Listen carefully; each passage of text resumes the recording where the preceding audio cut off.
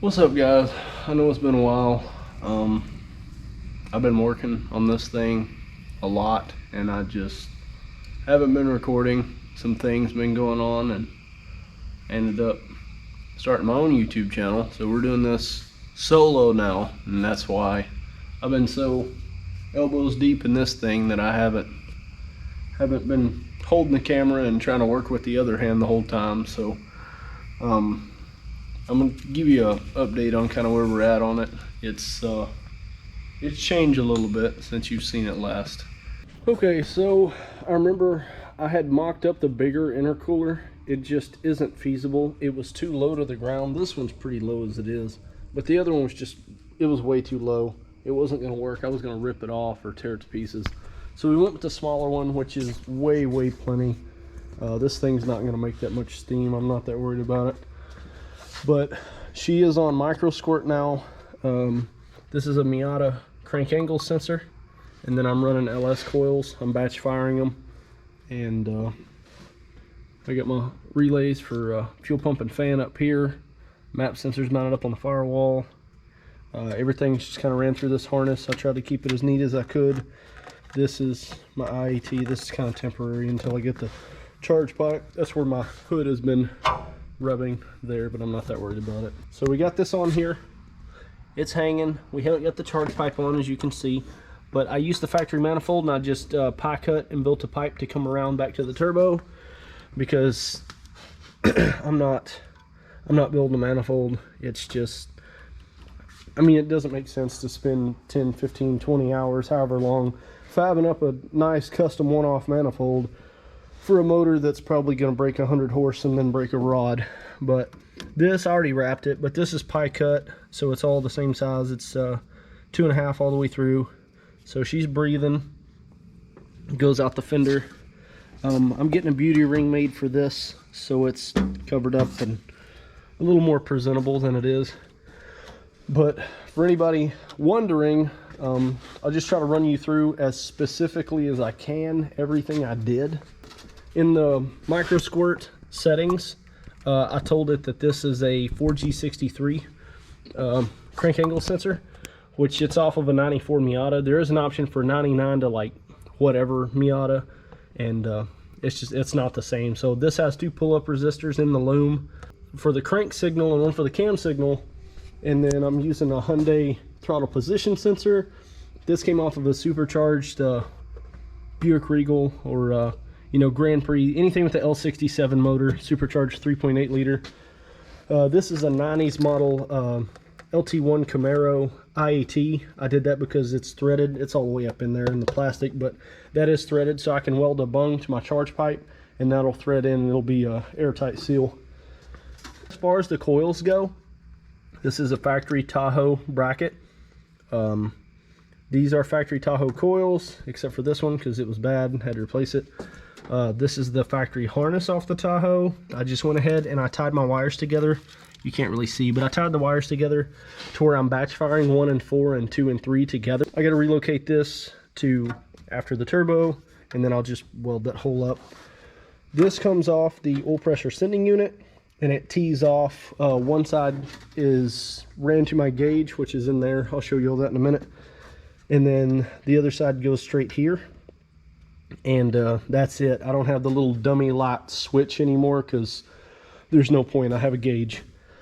Boost gauge, I have that teed right off of the map sensor, so it's running from the manifold here and then into the cabin. So I've got oil pressure here, boost here, wideband, and then all my wires firing my fuel pump and fan relays. If you have any questions, hit the comments. I'll answer them to the best of my ability.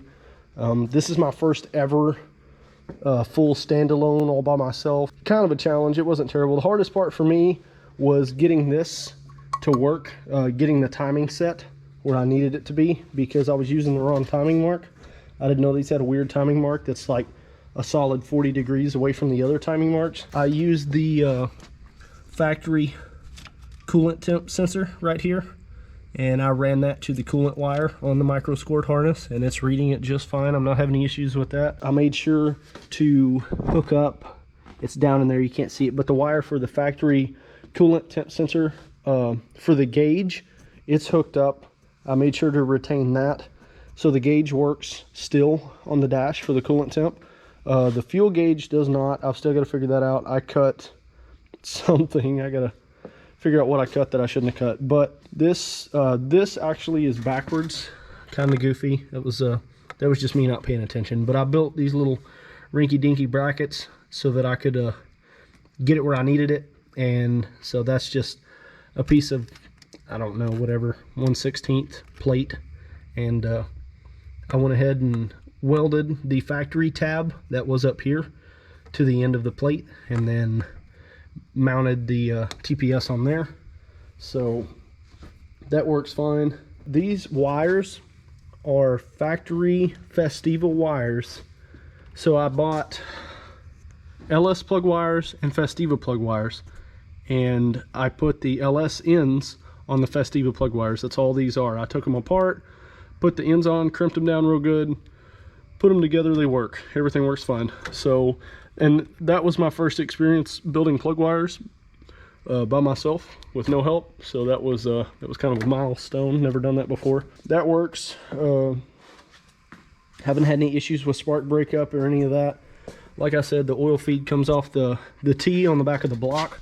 The drain, if you can see down in there, is a 10 AN, 45 and another 45 off the turbo.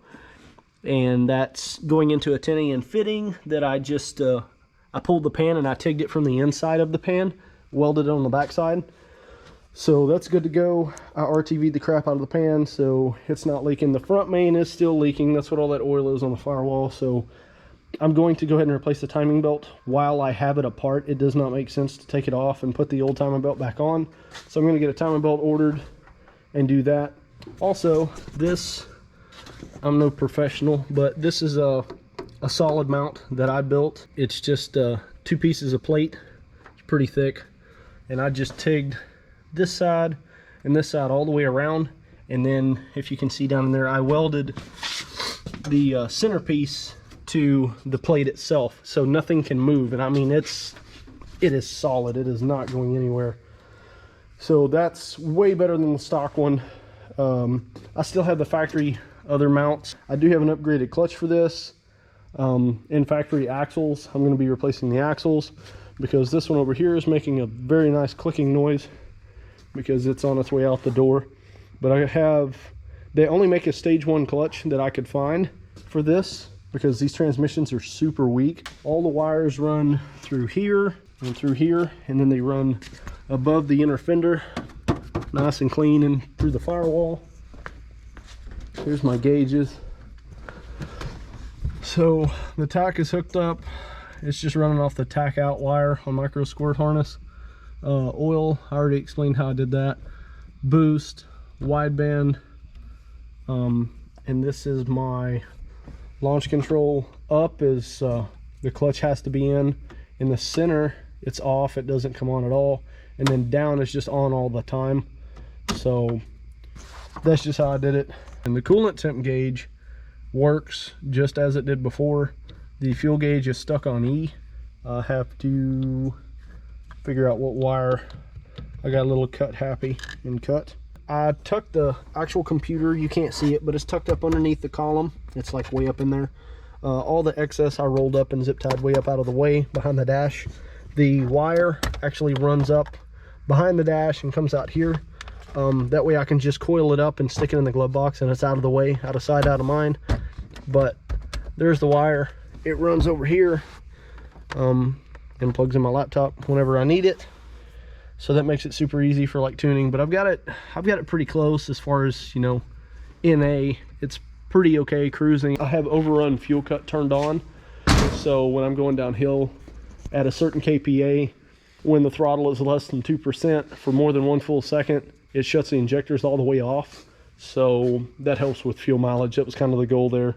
But I took it on a 140 mile trip the other day, and she averaged 39, and it got about 38, 39 before I did all this. So I don't think I heard anything. So far, so good. I'm still running the factory radiator. This is a fan off of a 99 Metro. off the AC condenser on a Metro. I just used, if I can show you, zip ties. I just kind of ran them through the radiator real easy and kind of snugged them up to where the fan will stay there. I haven't launched the car, beat the crap out of it since I've got it all together, but I mean, that's the only mount right there that's holding it, and the little 2 tabs on the bottom. But so far, no issues. It fires up every single time. I'll actually just start it for you real quick just to show you. Fuel pump's primed. We'll fire it up. It starts right up. It's really late right now and everyone's asleep, so I can't get on the launch control and show you that tonight, but here it is. Little turbo spinning.